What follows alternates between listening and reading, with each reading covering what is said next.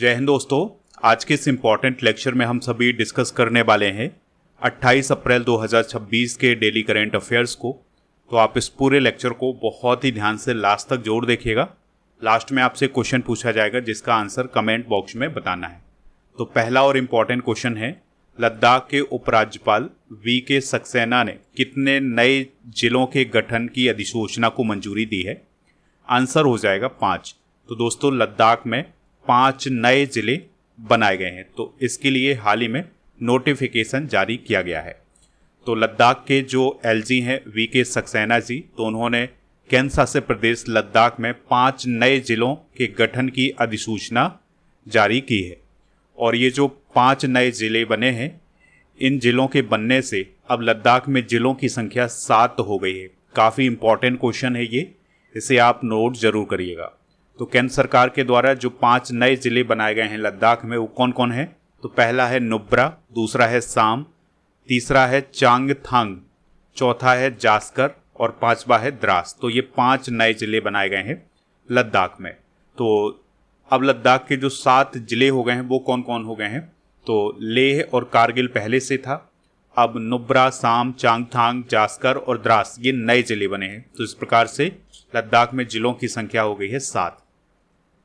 लद्दाख की बात करें तो यह केंद्र शासित प्रदेश बना था 21 अक्टूबर 2019 को। इसकी जो ग्रीष्मकालीन राजधानी है वो है लेह और शीतकालीन राजधानी है कारगिल। एलजी हैं विनय कुमार सक्सेना। जिलों की संख्या हो गई है अब 7। और यहाँ की झीलों की बात करें तो पैगोंग सो और सो मोरेरी ये यहाँ की प्रमुख झील हैं। सो का मतलब होता है झील। यहाँ के प्रमुख दर्रे की बात करें तो जोजिला दर्रा और खारदुंगला, चांगला और काराकोरम दर्रा ये सभी लद्दाख में ही स्थित हैं। दोस्तों यहाँ पर जो ला शब्द है इसका मतलब होता है दर्रा। लद्दाख के पड़ोसी राज्यों और यूटी की बात करें तो जम्मू कश्मीर, हिमाचल प्रदेश से इसकी सीमा लगती है। अंतर्राष्ट्रीय सीमा इसकी पाकिस्तान, चाइना और अफगानिस्तान से लगती है। यहाँ के प्रमुख त्यौहार हैं लोशर जो कि नववर्ष है, हेमेस सेचू और स्पितोक गस्टर और सिंधु दर्शन ये यहाँ के प्रमुख त्यौहार हैं। नेक्स्ट क्वेश्चन है, जनगणना 2027 के लिए भारत के रजिस्ट्रार जनरल ने कौन सा टोल फ्री हेल्पलाइन नंबर जारी किया है? आंसर हो जाएगा 1855। यानी जनगणना 2027 से संबंधित किसी भी जानकारी के लिए आप टोल फ्री नंबर डायल कर सकते हैं 1855। तो इसको हाल ही में किसने जारी किया है? तो भारत के जो रजिस्ट्रार जनरल हैं उन्होंने इसको जारी किया है। इसके अलावा व्हाट्सएप चैट बॉट भी लॉन्च किया गया है जनगणना 2027 के लिए। जनगणना 2027 से रिलेटेड इंपॉर्टेंट फैक्ट डिस्कस करते हैं। तो जनगणना 2027 के लिए राजपत्र अधिसूचना जारी की गई थी 16 जून 2025 को। यह भारत की 16वीं और स्वतंत्रता के बाद 8वीं जनगणना होगी। और केंद्र सरकार के द्वारा जनगणना 2027 के लिए 33 सवाल जारी किए गए हैं। और दोस्तों भारत के रजिस्ट्रार जनरल और जनगणना आयुक्त कौन है वर्तमान में? मृत्युंजय कुमार नारायण। जनगणना 2 चरणों में आयोजित की जाएगी। तो पहले चरण का आयोजन 1 अप्रैल से सितंबर 2026 तक होगा। और पहले चरण के लिए ऑनलाइन पोर्टल भी शुरू किया गया है जिसमें स्वगणना यानी लोग अपने से भी जनगणना की जो जानकारी है वो भर सकते हैं। और स्वगणना के लिए जो पोर्टल है वो 16 भाषाओं में उपलब्ध होगा। पहले चरण में घरों की लिस्टिंग की जाएगी और घरों का जो डेटा है वो कलेक्ट किया जाएगा। और फिर जनगणना 2027 का जो दूसरा चरण होगा ये फरवरी 2027 से शुरू होगा और इसमें जनसंख्या की गिनती की जाएगी। 2027 की जो जनगणना होगी ये पूरी तरह से डिजिटल जनगणना होगी। और 2027 की जनगणना में जाति जनगणना भी की जाएगी जो कि 1931 के बाद पहली बार हो रही है। 2027 की जनगणना के ब्रांड एम्बेसडर कौन है? सुदर्शन पटनायक। और शुभंकर कौन है? प्रगति जो कि एक महिला है और विकास जो कि एक पुरुष है। अगला क्वेश्चन है, भारतीय पुरातत्व सर्वेक्षण यानी ASI ने कोणार्क सूर्य मंदिर के किस भाग से रेत हटाने की परियोजना शुरू की है? आंसर हो जाएगा जगमोहन जो कि सभा मंडप है। तो वहाँ से रेत हटाने की परियोजना शुरू की है। तो दोस्तों भारतीय पुरातत्व सर्वेक्षण यानी आर्कोलॉजिकल सर्वे ऑफ इंडिया ने ओडिशा के 13वीं शताब्दी के यूनेस्को विश्व धरोहर स्थल कोणार्क सूर्य मंदिर के जगमोहन यानी सभा मंडप में लगभग 122 साल पहले ब्रिटिश काल में भरी गई रेत को हटाने की संचरण परियोजना शुरू की है। यानी दोस्तों, कोणार्क सूर्य मंदिर में जो जगमोहन या सभा मंडप है, वहाँ पर 122 साल पहले ब्रिटिश काल में जो रेत भरी गई थी उसको हटाया जाएगा। अब ये रेत उस समय जो भरी गई थी अंग्रेज़ों के समय के इंजीनियरों के द्वारा, तो ये इस मंदिर को ढहने से बचाने के लिए भरी गई थी। ठीक है, तो अब इस रेत को धीरे धीरे हटाया जाएगा जिससे इस मंदिर को नुकसान भी ना पहुँचे और उसको फिर से बनाया जा सके और उसे सही किया जा सके। तो इस मंदिर का निर्माण 13वीं शताब्दी में पूर्वी गंग वंश के राजा नरसिंह देव प्रथम के द्वारा करवाया गया था। इस मंदिर में सूर्य देवता के विशाल रथ के रूप में डिजाइन किया गया है। यानी कि ये जो पूरा मंदिर है ये सूर्य देवता के विशाल रथ के रूप में डिजाइन किया गया है। तो आपसे क्वेश्चन पूछा जा सकता है कि कोणार्क सूर्य मंदिर किस राज्य में है, तो ये ओडिशा राज्य में है और ये 13वीं शताब्दी में पूर्वी गंग वंश के राजा नरसिंह देव प्रथम के द्वारा बनवाया गया था। बात करते हैं आर्कोलॉजिकल सर्वे ऑफ इंडिया की। तो 1861 में इसकी स्थापना हुई थी। यदुवीर सिंह रावत इसके महानिदेशक हैं वर्तमान में। संस्थापक हैं इसके अलेक्जेंडर कनिंघम, जिन्हें भारतीय पुरातत्व का जनक बोला जाता है। और आर्कोलॉजिकल सर्वे ऑफ इंडिया का काम होता है भारत की जो प्राचीन धरोहरें हैं, स्मारक हैं और पुरातात्विक स्थल हैं, उनका संरक्षण करना और अध्ययन करना। अगला क्वेश्चन है, नशा मुक्त भारत अभियान 2.0 ऐप किस मंत्रालय द्वारा लॉन्च किया गया है? तो यह सामाजिक न्याय एवं अधिकारिता मंत्रालय के द्वारा लॉन्च किया गया है। यानी ministry of social justice and empowerment के द्वारा इसको जारी किया गया है। तो सामाजिक न्याय और अधिकारिता मंत्रालय ने नशा मुक्त भारत अभियान 2.0 ऐप लॉन्च किया है, जिसका उद्देश्य है नशा मुक्ति योजना के तहत देश भर में नशे के खिलाफ निगरानी करना। यानी कि नशे के खिलाफ जो अभियान चलाए जा रहे हैं उनकी निगरानी करने के लिए नशा मुक्त भारत अभियान 2.0 ऐप को लॉन्च किया गया है। तो इसमें देश भर से डेटा को कलेक्ट किया जाएगा। कुछ इंपॉर्टेंट ऐप और पोर्टल डिस्कस करते हैं, जैसे साथी पोर्टल शिक्षा मंत्रालय, साइन ऐप भारतीय रेलवे, सी बॉक्स पोर्टल महिला एवं बाल विकास मंत्रालय, भारत विस्तार ऐप कृषि मंत्री शिवराज सिंह चौहान, गृह लक्ष्मी पोर्टल कर्नाटक सरकार, संचार साथी ऐप दूरसंचार विभाग, सुजलम भारत ऐप जल शक्ति मंत्रालय, माई भारत ऐप केंद्रीय मंत्री Mansukh Mandaviya, never alone app AIIMS Delhi और सॉइल मोबाइल ऐप केंद्रीय कृषि मंत्री शिवराज सिंह चौहान जी के द्वारा हाल ही में लॉन्च किया गया है। नेक्स्ट क्वेश्चन है, हाल ही में खबरों में रही पायकारा झील किस राज्य में स्थित है? तो ये तमिलनाडु राज्य में स्थित है। तो दोस्तों, ये झील हाल ही में चर्चा में क्यों रही है इसको देख लेते हैं।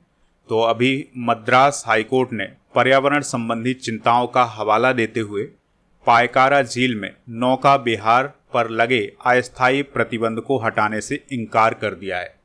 यानी पायकारा झील में जो नौका विहार होता था, यानी वहाँ पर जो नाव वगैरह चलती थी, उस पर अस्थायी प्रतिबंध नहीं हटाया है मद्रास हाईकोर्ट ने। पायकारा झील तमिलनाडु के नीलगिरी जिले में स्थित है और ये पायकारा नदी पर जो बांध बना है उससे निर्मित होती है। और यह नदी मुकुर्थी शिखर से निकलती है। यानी कि जो पायकारा नदी है ये मुकुर्थी शिखर से निकलती है और जिले की सबसे बड़ी नदी है, यानी नीलगिरी जिले की सबसे बड़ी नदी है। और इस नदी को आदिवासी समुदाय टोडा जनजाति के द्वारा पवित्र माना जाता है। यहाँ पर एक झील की बात हुई है तो कुछ इंपॉर्टेंट झीलें डिस्कस करते हैं। तो जम्मू कश्मीर में बुलर झील है जो कि मीठे पानी की सबसे बड़ी झील है और डल झील भी जम्मू कश्मीर में ही है। ओडिशा में चिल्का झील है, ये भारत की सबसे बड़ी तटीय खारे पानी की लैगून झील है। राजस्थान में दोस्तों सांभर झील है, ये भारत की सबसे बड़ी अंतर्देशीय नमक झील है। केरल की बात करें तो केरल में वेम्बनाड झील है जो कि भारत की सबसे लंबी झील है। MPPSC में हाल ही में ये क्वेश्चन पूछा गया है तो इसको आप नोट कर सकते हैं। मणिपुर की बात करें तो मणिपुर में लोकटक झील है, ये पूर्वोत्तर भारत की सबसे बड़ी मीठे पानी की झील और तैरती हुई झील है। आंध्र प्रदेश में कोलेरू झील है जो कि गोदावरी कृष्णा डेल्टा के बीच मीठे पानी की झील है पुलिकट झील भी आंध्र प्रदेश में है, ये खारे पानी की लैगून झील है। उत्तराखंड में नैनीताल झील और भीमताल है। तो ये भारत की कुछ इंपॉर्टेंट झीलें हैं, इनको भी आप नोट कर लें। अगला क्वेश्चन है, परमाणु अप्रसार संधि का 11वां समीक्षा सम्मेलन 2026 कहाँ आयोजित किया जा रहा है?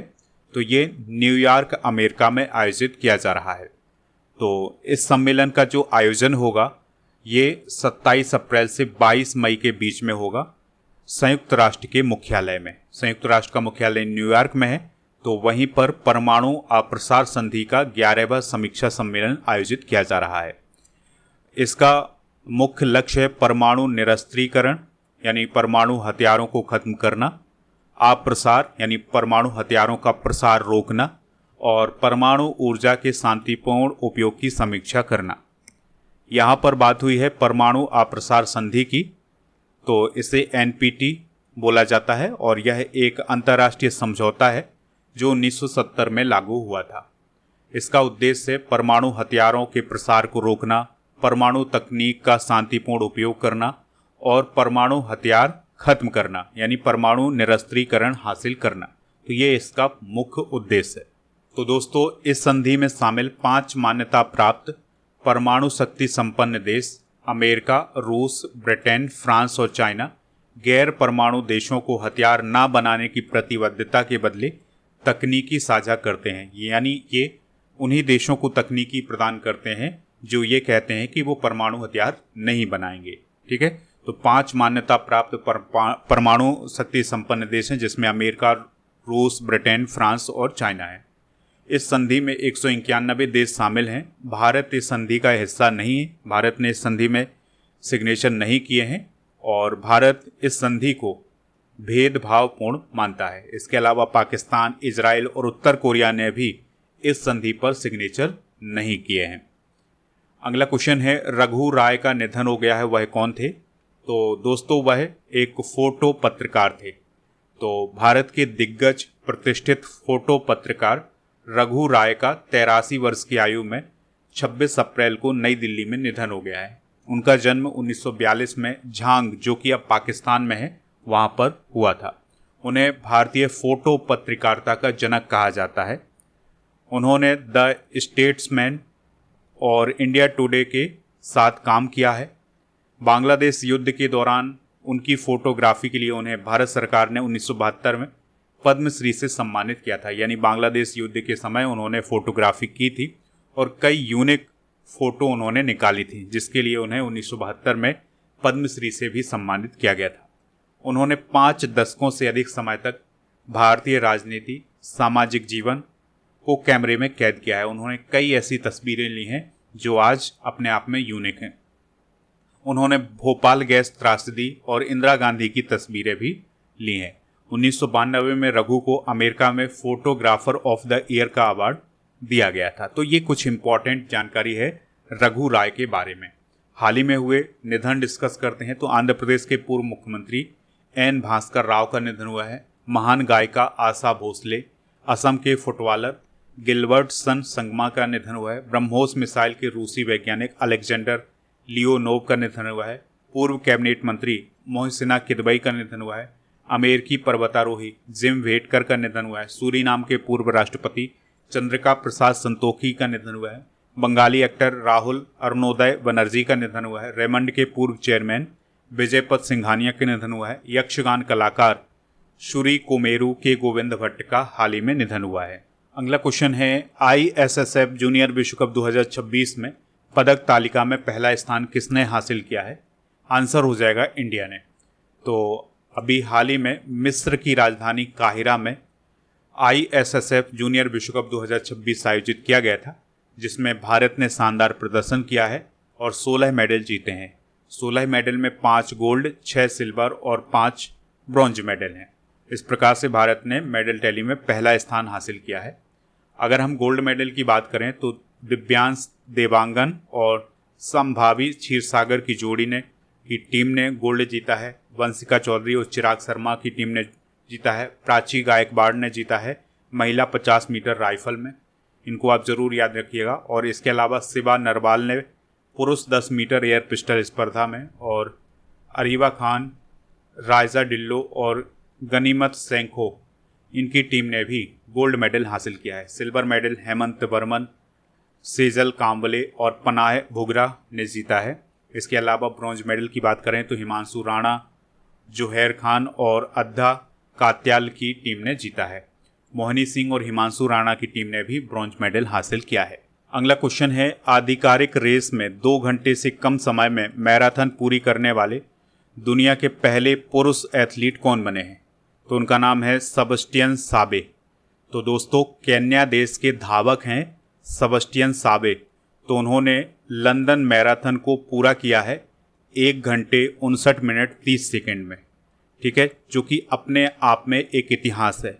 यानी कि किसी भी मैराथन को अब तक 2 घंटे से कम समय में किसी ने पूरा नहीं किया था, और अब सेबेस्टियन साबे ने 1 घंटे 59 मिनट और 30 सेकेंड में पूरा कर लिया है, जो कि अपने आप में एक हिस्ट्री है।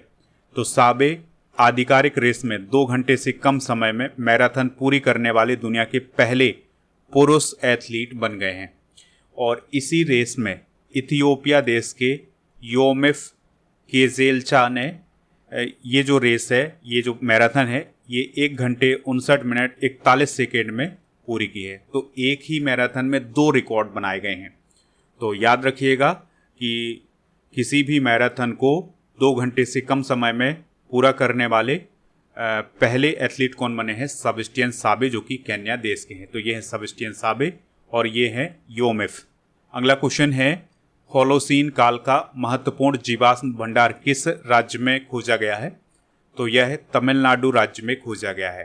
तो तमिलनाडु के थूथुकुडी जिले में होलोसीन काल का एक महत्वपूर्ण जीवाश्म भंडार खोजा गया है, जो लगभग 8000 से लेकर 12000 वर्ष पुराना है। यानी यहाँ पर ऐसे जीवाश्म खोजे गए हैं जो आज से 8000 से लेकर 12000 वर्ष पुराने हैं, जो कि होलोसीन काल के माने जाते हैं। और यह जो सर्वेक्षण किया है, यह भारतीय प्राणी सर्वेक्षण की टीम ने किया है। और यहाँ पर समुद्री आकशेरुकी जीवाश्म मिले हैं, जिनमें मुख्य रूप से द्विकपाटी और गैस्ट्रोपॉड शामिल हैं। दोस्तों, बात करते हैं जियोलॉजिकल सर्वे ऑफ इंडिया की। तो 1916 में इसकी स्थापना हुई थी। प्राणी वर्ग का पता लगाना और उनका वैज्ञानिक डॉक्यूमेंटेशन करना इसका प्रमुख काम होता है।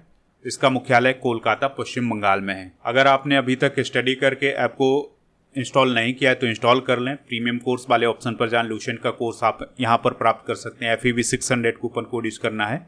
यहां पर 18,000 से अधिक topic wise subject wise test series, 12 महीने का मंथली टेस्ट, 12 महीने की मंथली करंट अफेयर्स की ई बुक मिल जाएगी। प्रीमियम कोर्स वाले ऑप्शन पर अर्जुन GS फाउंडेशन बैच भी आपको मिल जाएगा। अप्रैल 900 कूपन कोड इसके लिए यूज करना है। इसमें भी वही सब फ्री मिलेगा जो लुसेंट वाले कोर्स में मिलेगा। प्रीमियम कोर्स वाले ऑप्शन पर आपको बहुत सारे कॉम्बो पैक मिल जाएंगे, इनको भी प्राप्त कर लें। टेस्ट सीरीज वाला ऑप्शन आपको ऐप पर मिलेगा, जहां पर आप डेली करंट अफेयर्स का टेस्ट दे सकते हैं। और टेस्ट के साथ आपकी रैंकिंग भी यहाँ पर जारी की जाती है। जैसे 27 अप्रैल की रैंकिंग की बात करें तो हरीश कुमार और अस्फाक, आदर्श, अमित, रंजन और मुथरेश, मीना, निशा और पारासर, प्राची, गौतम, ये सभी टॉप 10 हैं। आपका भी नाम यहाँ पर हो सकता है। तो आप ऐप पर जाएं और टेस्ट सीरीज वाले ऑप्शन पर आपको बहुत सारे टेस्ट मिल जाएंगे। डेली करंट अफेयर्स का टेस्ट भी आप यहाँ पर दे सकते हैं। चलिए कल के करंट अफेयर्स को रिवाइज करते हैं। नीति आयोग के नए उपाध्यक्ष कौन बने हैं? अशोक कुमार लाहिड़ी। WHO द्वारा नवजात शिशुओं के लिए अनुमोदित पहली मलेरिया दवा का नाम क्या है? तो इसका नाम है आर्थेमेथर लुमेफेंट्रिन। और कॉमनवेल्थ वॉर ग्रेव्स कमीशन ने किस स्मारक में लगभग 33,000 भारतीय सैनिकों के नाम डिजिटल रूप से शामिल किए हैं? बसरा स्मारक। SCO के रक्षा मंत्रियों की बैठक का आयोजन किस शहर में किया जाएगा? Bishkek, Kyrgyzstan. हाल ही में आंध्र प्रदेश के गुंटूर नगर निगम ने कौन सा अंतर्राष्ट्रीय पुरस्कार जीता है? Gender equality mobilization award. और किस टीम ने IPL इतिहास का सबसे बड़ा सफल रन चेज किया है? पंजाब किंग्स। वैश्विक खाद्य संकट रिपोर्ट 2026 में गंभीर भुखमरी का सामना कर रहे टॉप 10 देशों में कौन शामिल है? Pakistan, Sudan, Afghanistan. AFC champions league elite 2026 का खिताब किसने जीता है? अल अहली सऊदी ने। अंतर्राष्ट्रीय शतरंज महासंघ ने किस संगठन की सदस्यता ग्रहण की है? अंतर्राष्ट्रीय विश्व खेल संघ। भारत ने सार्क करेंसी स्वैप फ्रेमवर्क के तहत पहली किस्त के रूप में किस देश के लिए 30 अरब रुपए स्वीकृत किए हैं? मालदीव। दोस्तों, कल के करंट अफेयर्स में आपसे जो क्वेश्चन पूछे गए थे तो उसमें पहला क्वेश्चन था कि नीति आयोग की स्थापना कब हुई थी? तो 2015 में। नीति आयोग की सीईओ कौन है? निधि छिब्बर। सार्क की स्थापना 1985 में हुई थी। सीईओ का मुख्यालय बीजिंग, चाइना में। तो इन सभी का उत्तर आप सभी लोगों ने बताया है। आज आपके लिए 2 क्वेश्चन हैं। मीठे पानी की सबसे बड़ी झील कौन सी है और लोकटक झील किस राज्य में है? इन दोनों के आंसर आप कमेंट बॉक्स में ज़रूर बताइएगा और हमारे टेलीग्राम चैनल को ज्वाइन कर लें जिसका नाम स्टडी कर ऑफिशियल है। ई बुक वाले सेक्शन पर जाकर के आप जीके जीएस की ये सारी ई बुक प्राप्त कर सकते हैं और हमारे जितने भी सोशल मीडिया प्लेटफॉर्म हैं उन पर भी हमें फॉलो कर लें। टेस्ट पास वाला ऑप्शन आपको ऐप पर मिल जाएगा, तो इन सभी को जाकर के प्राप्त कर लें ऐप पर।